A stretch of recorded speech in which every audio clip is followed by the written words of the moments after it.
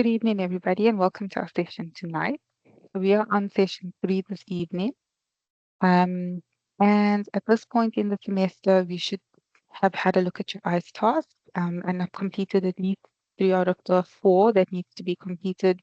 You're more than welcome to do additional ICE tasks if you would like. And then obviously assignment 1 should be completed, almost close to completion, and that needs to be in soon. So please have a look at your past dates and upload that accordingly. And then just what something that I want to highlight to you is that on ARC, I've uploaded a host of resources to assist you. So if you're looking for a quick summary of the learning units before you get into the actual textbook, or you wanted to look to sort of have a summary after you've been through your textbook, on ARC, there's a folder with an overview of all the learning units. And these are quick summaries and just recordings that give you a nice overview of each learning unit. Then in a separate folder, there's all PowerPoint slides that also gives you a visual summary of content, and I've uploaded all of that.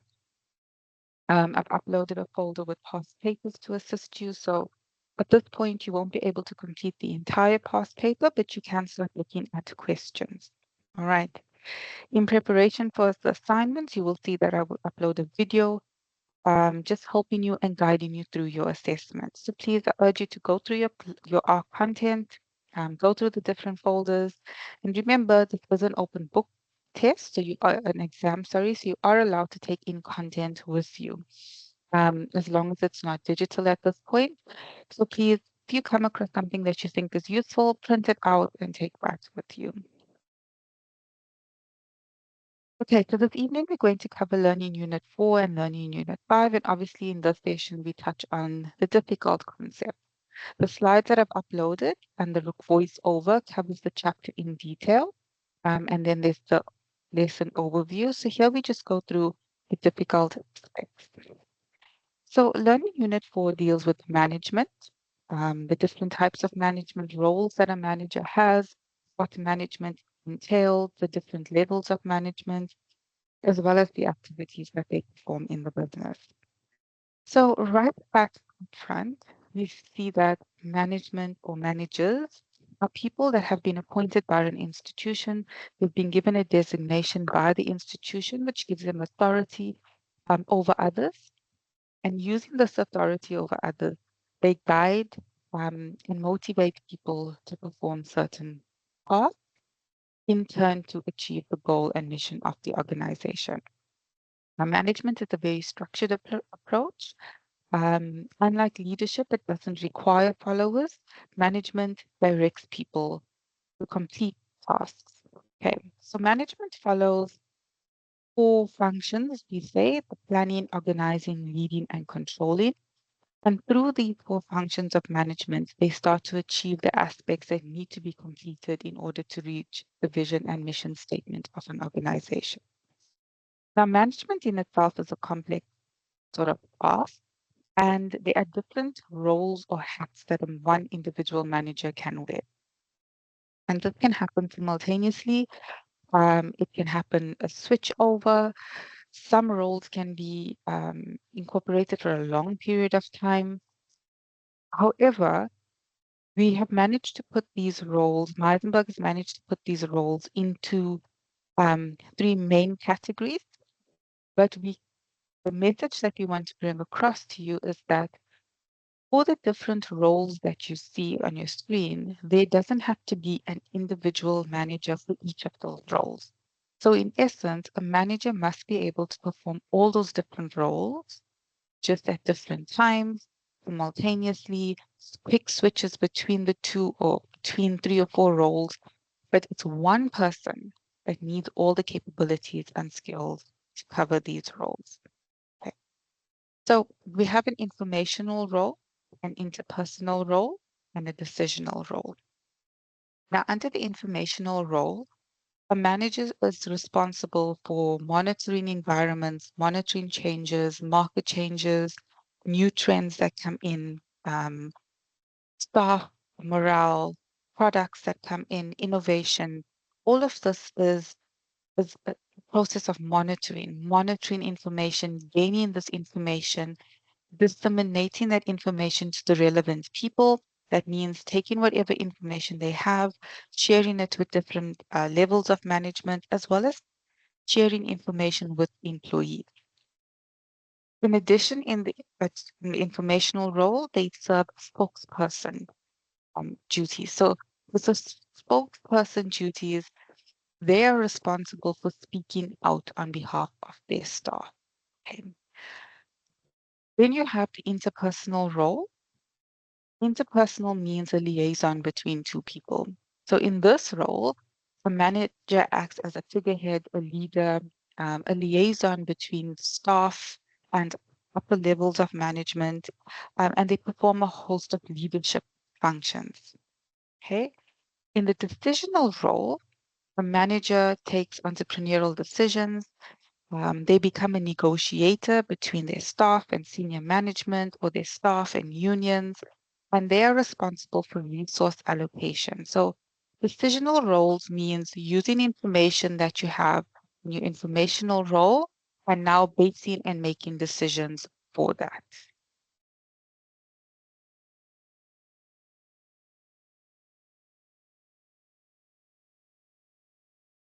So, if you look at a scenario that's on your screen, and we then try to see that one manager can serve different purposes simultaneously. Okay. So it creates the scenario to just show the responsibility of a manager. So the scenario is a new student innovation hub. And we say in the faculty manager, who is the manager now, is tasked with launching a student innovation hub on campus. The hub will provide entrepreneurial support workshops and mentoring for students. Okay. So this manager now has to start creating this information hub. So a manager begins by gathering student and staff feedback on what services the hub should offer. And in this role, they serve it as informational role by monitoring. After reviewing information that they now have, they share the findings with academic staff in a briefing session. So they've gathered the information through monitoring, and now they are disseminating the information. So they are a disseminator. And later presents the project's progress reports to the dean and external stakeholders. They are a spokesperson for that project. To set the tone, the manager officially opens the hub at the launch ceremony. They're a figurehead. They are leading out a business. They then connect with local businesses and NGOs to build partnerships for student internships. They become a liaison negotiating between two different stakeholders. And they motivate their faculty team to embrace the hub as a tool for student success. Here they are acting as a leader. However, challenges arise. Two departments disagree over who should lead certain workshops. The manager mediates and resolves the disputes. In this role, they are a disturbance handler. At the same time, the budget is little and the manager decides how funds should be allocated between equipment, training, and marketing. Here, they're serving as a resource allocator. When the IT system for the hub crashes just before a workshop, the manager quickly coordinates creative backup plans using available labs. Here they are acting as an entrepreneur. They beginning to make quick decisions and use the creativity that they have. They also negotiate with an external vendor to provide discounted equipment in exchange for broadening opportunities. Here they are negotiating between their stakeholder or their vendor on behalf of their institution. Okay. So what you can see here is it's one scenario that can happen in a few hours. So these are the different things that a manager needs to do and the different roles that they need to fulfill. So from the scenario, we can see that the manager needs to have a variety of different skills. Okay. In saying that, there are different levels of management in business. So we have our top, middle, and lower level management. Management at each level requires a certain type of skill. Okay. There are three main skills that we speak about: conceptual skills, which is the ability to think, to look ahead, to strategize, create your vision, to create your mission, to set goals. And it's the greater thinking. Okay. Then you have the interpersonal roles, the ability to speak, to engage with people, to deal with people, to solve disputes, to handle disturbances, to negotiate, to mediate.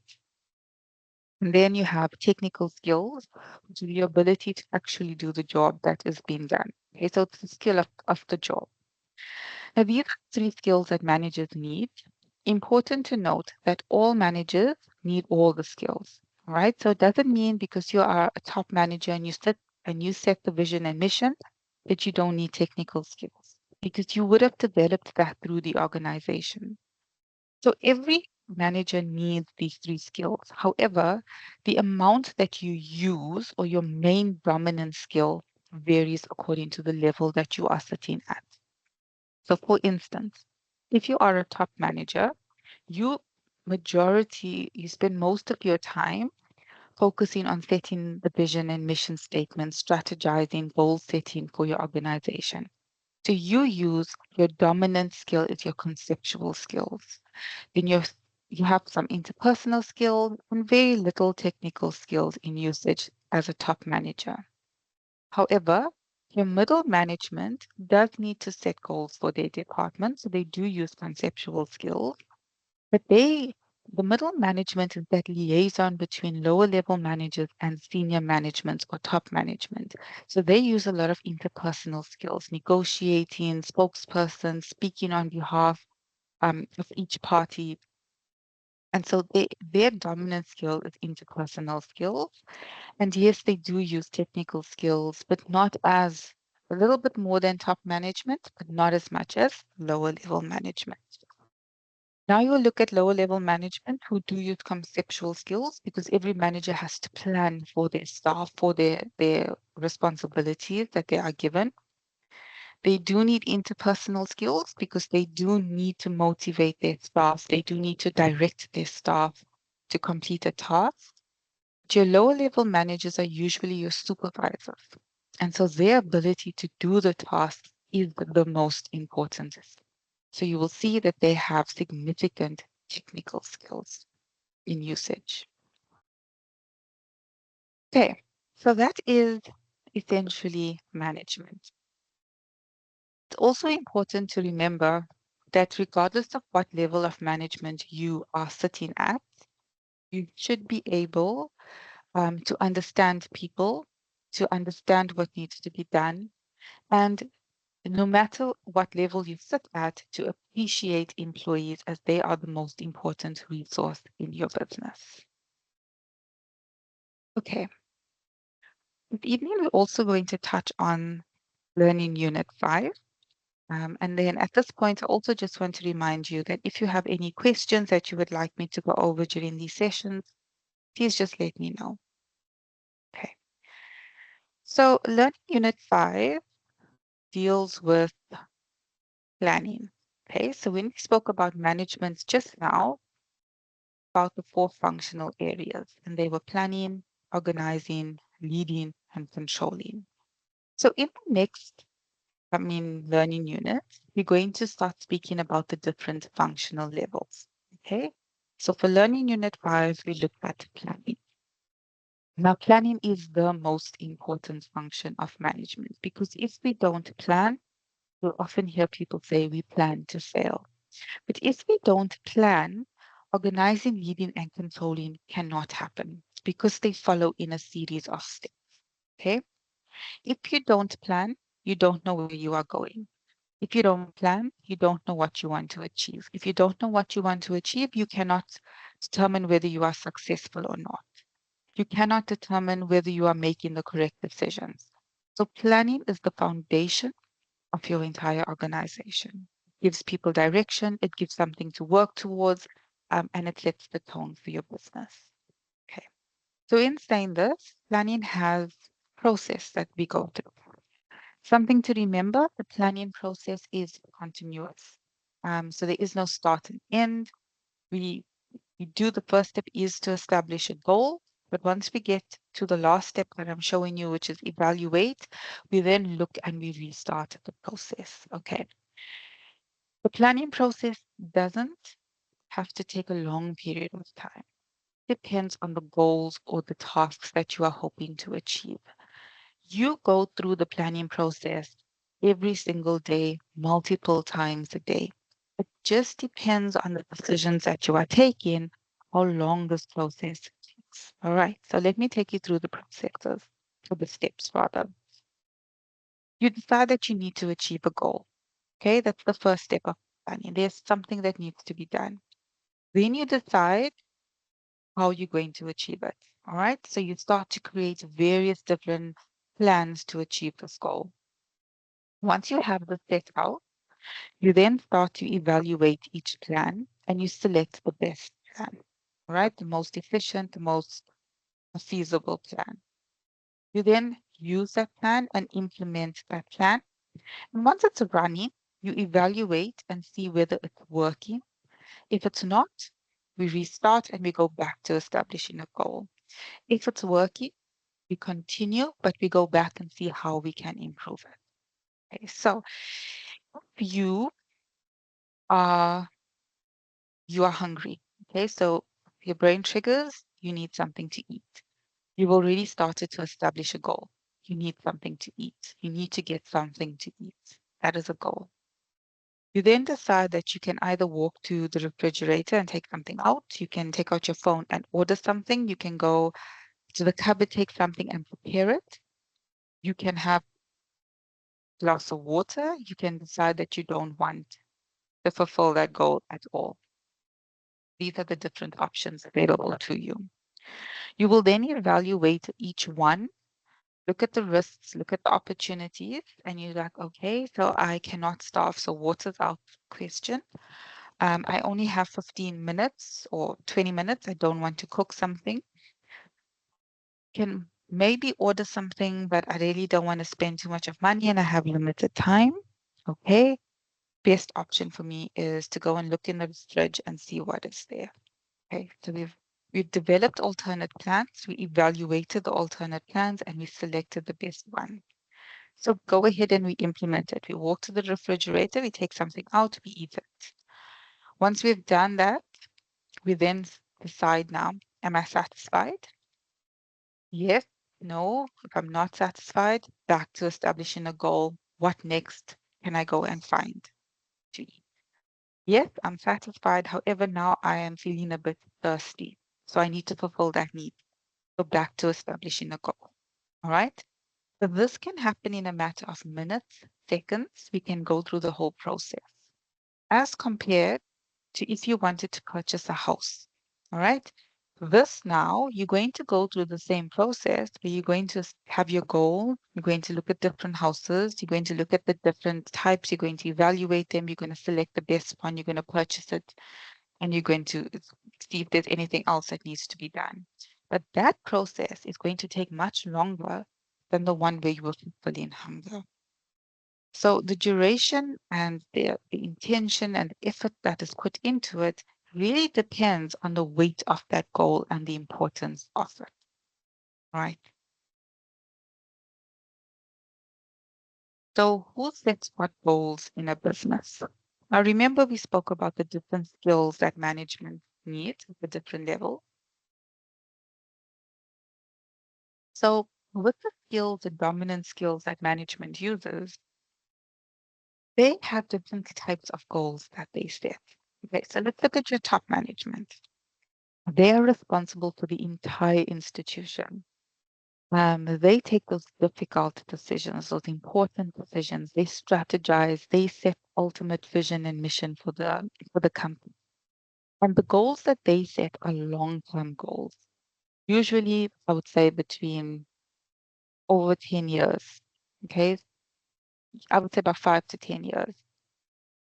They use conceptual skills, and these are the most important goals that the long-term vision for the institution. Your middle level management takes those goals set by the top level management and then determine which goals is relevant for their department. They then break that goals down into shorter, medium term goals. So between, I would say, a year to 5 years, and they set that for their different departments. The lower level managers then take the goals that the level managers set and they break them down into smaller achievable goals, which is your daily goals, your operational goals, and they're short term, like daily, a few weeks, months, but less than a year. Okay. Important to note that as the lower level managers achieve their goals, they are achieving the middle level managers' goals. And as the middle level management achieves their goals, they are achieving the top management, which is the ultimate goal. So how does this work? Okay. So if top management sets a vision that they want to achieve a 10% profitability ratio or increase in profits over the next 5, 10 years, middle management then takes that goal. Some top management wants to achieve a 10% profit. They then say, okay, how does this affect my department? So finance will say we need to now increase the number of um, debt debtors. So the people that owe us money, we need to reduce that debt so that we can get more money in. Marketing says we need to do better marketing to get more customers. Operations says we need to do things quicker and more efficient to save costs. Sales department says we need to increase the number of sales. Okay? They all are doing that. As they achieve their goals, they're achieving the 10% profitability. Then we break it down now. So if the finance department said we need to collect outstanding monies due to us in order to achieve, contribute to that 10% revenue profit, the lower level managers within the finance department then says, right, we are now going to make sure that we phone at least 50 people a day, reminding them to pay. Okay, small goals. As they are phoning those 50 people each or whatever it is, they're collecting money. As they collecting money, they're achieving the middle level management, who's ultimately achieving the top level management. So even though they all strategize differently or have different goal sets, all are doing it to achieve the top management goals. Okay. So just a scenario to explain to you how why planning is important. It says the tech launch gone wrong. So a new app designed by a student startup is launched with big excitement. However, on launch day, the server crashes within the first hour because there are too many users logged in at once. Only 2 customer service staff are available and they are overwhelmed. Um,